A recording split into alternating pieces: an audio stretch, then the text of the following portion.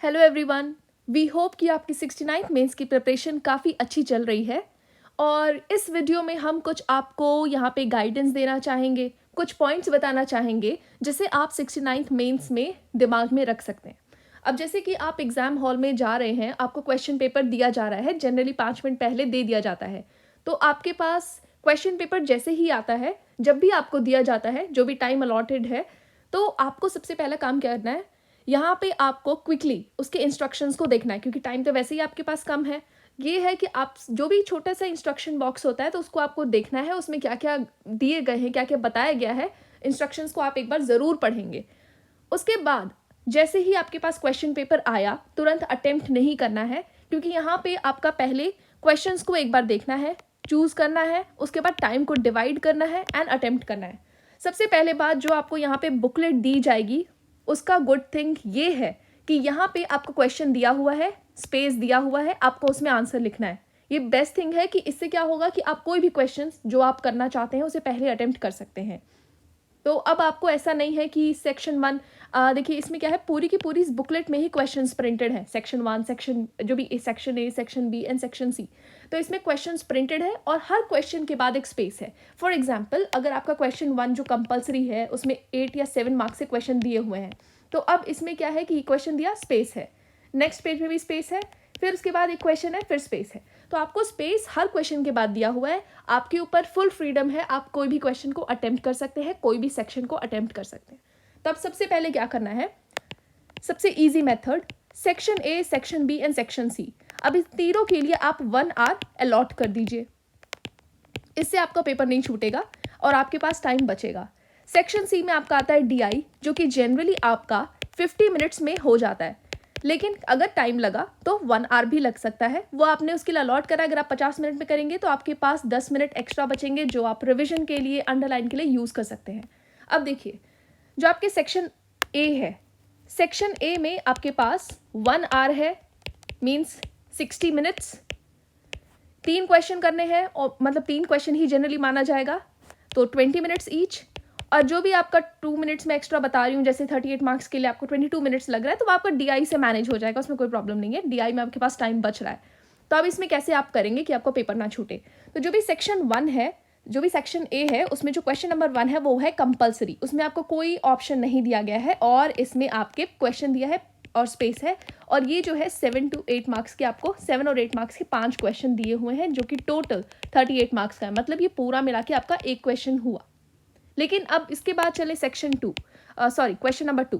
Question number 2 में आपके पास 2 question दिए हैं, और लगा के आपको जो भी क्वेश्चन बहुत अच्छे से आता है, जिसमें आप केस स्टडी, एग्जाम्पल्स, डायग्राम्स करके, मतलब उस क्वेश्चन को आप पूरी तरीके से एड्रेस कर पा रहे हैं, उस क्वेश्चन को आप चूज करेंगे।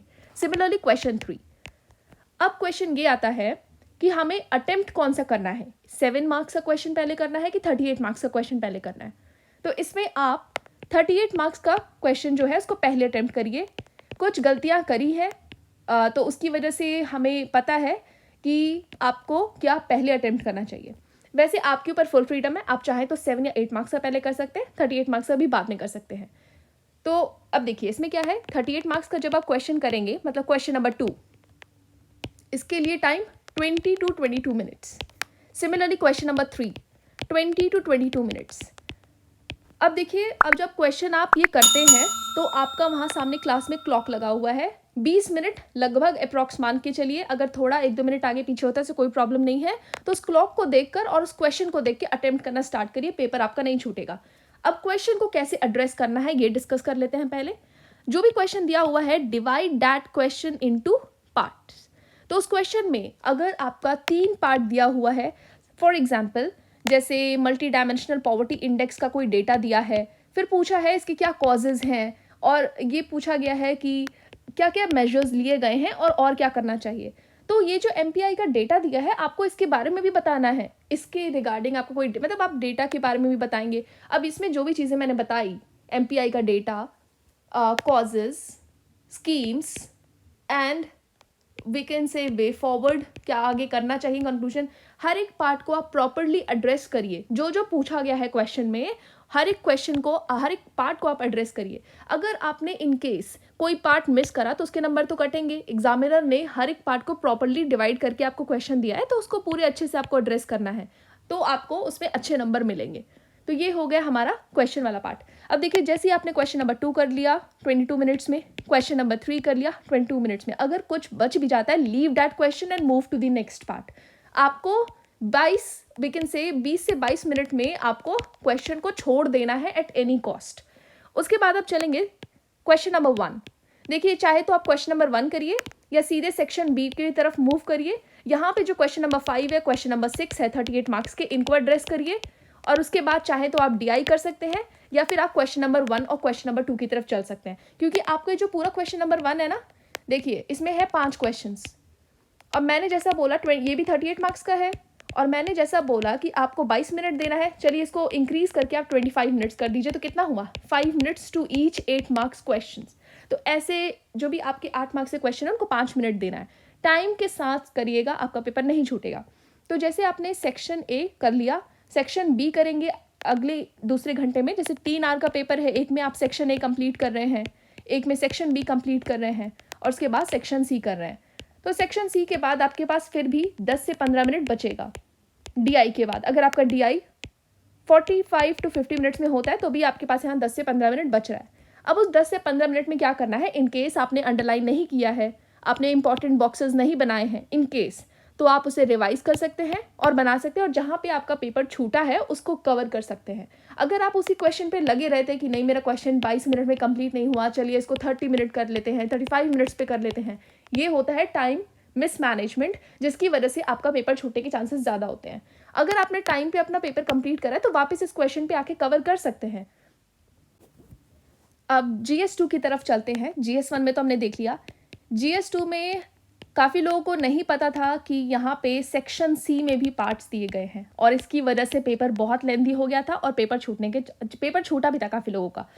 और इसमें अगर आप देखें यहाँ पे section A, section B, section C, अब इसमें तीनों को बराबर टाइम है, क्योंकि इसमें आपका कोई डीआई पार्ट नहीं है, कोई आपके पास टाइम बच नहीं रहा है, तो इसमें आप तीनों को 1 घंटा देंगे। सेम स्ट्रैटेजी, 38 मार्कर को पहले करिए, फिर आप जो भी आपके 8 मार्क्स वाले क्वेश्चन है उनको अटेम्प्ट करें। चाहे तो आप सेक्शन वाइज चलिए, जैसे आपने सेक्शन ए को 1 घंटा दिया है तो उसमें पहले 38 मार्क्स वाले करिए, उसके बाद अपना जो क्वेश्चन नंबर 1 है उसको करिए। सिमिलरली सेक्शन बी में जाएंगे तो सबसे पहले अपने 38 मार्क्स वाले करिए, उसके बाद क्वेश्चन नंबर 4 है उसको करिए। ऐसे करेंगे तो आपके पास टाइम प्रॉपर्ली रहेगा और उसे मैनेज कर सकते हैं। और अगर आपके पास 5 मिनट्स तक बचता है इसमें लास्ट में, तो उसमें आप अंडरलाइन, रिवाइज या बॉक्सेस या क्विक रिविजन आप कर सकते हैं। बेहतर रहेगा अगर साथ के साथ आप अंडरलाइन करते रहें, बॉक्सेस बनाएं, लेकिन अगर नहीं करते हैं तो भी आपके पास टाइम बचता है तो आप कर सकते हैं। एक और चीज़ आपको जो ध्यान में रखनी है, जो भी आपका यहाँ पे आंसर है ना, उसको अगर आप कोई स्टेटमेंट लिख रहे हैं, कोशिश करिए वहाँ पे डेटा डालिए, फैक्ट्स डालिए, जिससे कि लगे कि आप बस लिख नहीं रहे, आपको जानकारी है। इकोनॉमिक सर्वे को अच्छे से रिवाइज करिए, पढ़ तो लिया होगा आपने, तो इकोनॉमिक सर्वे को अच्छे से रिवाइज करिए। और जैसा कि मैंने आपको बताया था, एक पेपर में आप इंपॉर्टेंट डेटा लिखेंगे, जैसे कि आप ऐसे के लिए भी लिख रहे थे ना, हेल्थ पे, एजुकेशन पे, पॉल्यूशन पे, इन्वायरमेंट पे, तो ये जो डेटा है इनको आप अपने आंसर्स में भी यूज़ कर सकते हैं, अपने ऐसे में भी यूज़ कर सकते हैं। कोशिश करिएगा कि आपका डीआई सही हो। पेपर में पैनिक नहीं होना है, क्योंकि अगर आप पैनिक सिचुएशन में पेपर को अटेम्प्ट करते हैं तो उससे आपका डीआई के गलत होने के चांसेस बढ़ जाते हैं। तो काफ़ी काम माइंड से जाना है एग्ज़ाम देने और डीआई को सही करके आना है। उसके बाद जब ऐसे का पेपर आप अटेम्प्ट करते हैं ना, तो ऐसे के पेपर में आपके पास सेक्शन ए में 4 ऑप्शंस दिए जाते हैं, सेक्शन बी में भी आपके पास 4 ऑप्शंस दिए जाते हैं, सेक्शन सी में भी आपके पास 4 ऑप्शंस दिए जाते हैं। अब इन चारों में से आपको एक ऐसे चूज़ करना है और उसे अटेम्प्ट करना है, मतलब टोटल 3 ऐसे करने हैं और आपके पास 3 घंटे। अगेन टाइम अलॉटमेंट, तो 1 आवर आप देंगे एक ऐसे को। अब इसमें क्या है, आपका यहाँ पे जो एक ऐसे है, आप इसे आराम से 40 टू 45 मिनट्स में कर सकते हैं। आपको 700 से 800 वर्ड्स का करना है। अगर आप पर पेज 100 वर्ड्स कर रहे हैं तो you can go for 7 to 8 pages. तो यहाँ पे अगर आप इसमें देखें तो अगर आपने 40 टू 45 मिनट्स में अपना ऐसे कर दिया, एक फ्लो के साथ कैसे कर पाएंगे, अगर आप उसने ब्रेनस्टॉर्मिंग की होगी। तो ब्रेनस्टॉर्मिंग बहुत ज़्यादा इंपॉर्टेंट है। ब्रेनस्टॉर्मिंग में आप 10 से 15 मिनट लगाइए, उसका प्रॉपर स्ट्रक्चर तैयार करिए कि आप अपने ऐसे में क्या लिखने जा रहे हैं। मैंने काफ़ी ऐसेज इवैल्यूएट करे थे जिसमें मुझे दिखा था कि आप पॉइंट्स में लिखते हैं। ऐसे में पॉइंट्स में नहीं लिखा जाता है। पैराग्राफ फॉलो करिए, एक फ्लो मेंटेन करिए। अगर आप एक पैराग्राफ से दूसरे पैराग्राफ की तरफ जा रहे हैं तो इनको लिंक करने के लिए एक लिंकिंग पैरा होता है जिससे आप लिखिए, जिसे आप मेंटेन करिए। For example, if you have discussed the we can say social aspect and you are moving to the different one, तो आप ऐसे बोल सकते हैं, after discussing the social aspect let's discuss the environmental aspect of this. तो ऐसे करके आप उसे लिंक करिए। ये मैंने बहुत सिंपल बताया है। देयर आर मैनी वेज जिससे आप लिंक कर सकते हैं। मैंने जब ऐसे का सेशन लिया था तो वहाँ पे आपको बताया भी था। अभी आपको कुछ नहीं करना है, जितना आपने प्रिपरेशन करा है काफ़ी अच्छा है, उसी फ्लो में करते रहिए। ऐसे में आपको जो चीज़ें नहीं करनी है वो यही है कि आप पॉइंट्स में नहीं लिखेंगे, पॉइंट्स में नहीं लिखना है। फ्लो चार्ट डायग्राम कुछ नहीं बनेगा। आप अगर आपके पास एग्जाम्पल्स हैं तो कॉमा डाल के करिए, पैराग्राफ फॉर्म में चलिए और एनेक्डोट्स का यूज़ करिए, केस स्टडी का यूज़ करिए। आपने काफ़ी, जैसे मैंने आपको बताया था, काफ़ी नोट्स वगैरह प्रिपेयर करे हैं, अपने नोट्स भी शेयर करे थे, तो आपके लिए काफ़ी हेल्पफुल रहेंगे। तो ये था मेरे लिए आपको मतलब बताने के लिए जो भी लास्ट मिनट टिप्स हैं 6/9 मेंस के लिए। टाइम के साथ चलिए, पेपर नहीं छूटेगा। GS2 थोड़ा सा लेंदी हो जाता है क्योंकि यहाँ पे आपके जो 8 मार्क्स वाले क्वेश्चन है जिनको आपको 5 मिनट 4 से 5 मिनट के अंदर करना है, जो कि आप 100 से 120 वर्ड्स और 150 वर्ड्स तक जा सकते हैं, तो इनको जो करना है ये आपको 4 से 5 मिनट में करना, तो लेंदी हो सकते हैं। और GS2 में आपको ये सेक्शन ए में भी दिए रहते हैं, सेक्शन बी, सेक्शन सी, तो तीनों को 1 घंटे आप प्रॉपरली करिए। अगर आपका टाइम ज़्यादा जा रहा है, leave that question, move to the next one, और जब आपके पास लास्ट में टाइम बचेगा वापस आके अटेम्प्ट कर सकते हैं। और अगर क्वेश्चन आपका मतलब ऐसे टाइम आपके पास कम पड़ता है तो भी पैनिक होने की ज़रूरत नहीं है।